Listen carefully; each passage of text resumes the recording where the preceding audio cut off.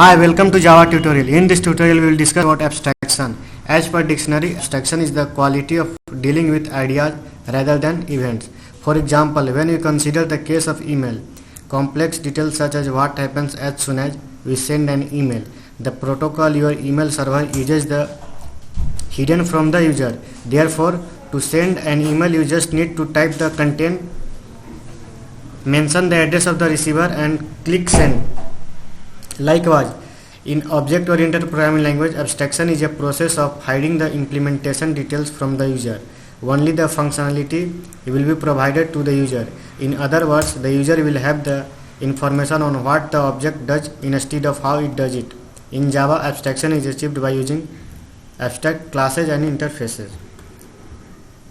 Abstract class. A class which contains the abstract keyword in its declaration is known as abstract class. Abstract classes may or may not contain abstract method, that is, method without body, public void get method.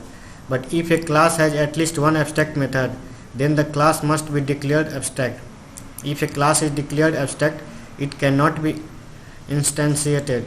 To use an abstract class, you have to inherit it from another class. Provide implementation to the abstract method in it. If you inherit an abstract class, you have to provide implementation to all the abstract method in it. Now we will see one Java program. Here we have created one abstract class. Now we have created one abstract method. You can see here abstract void call me, then one normal public method. Then we are printing this is concrete method. Again we have created one class, public class B. It is extending abstract class. You can see here public class B extend abstract. Call void method. Then we are printing this is call me.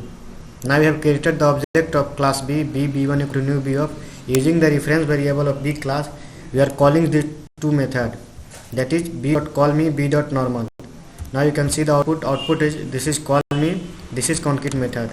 Now we will execute this code in Eclipse and we will see the result. Here you can see the code, so I will execute this code.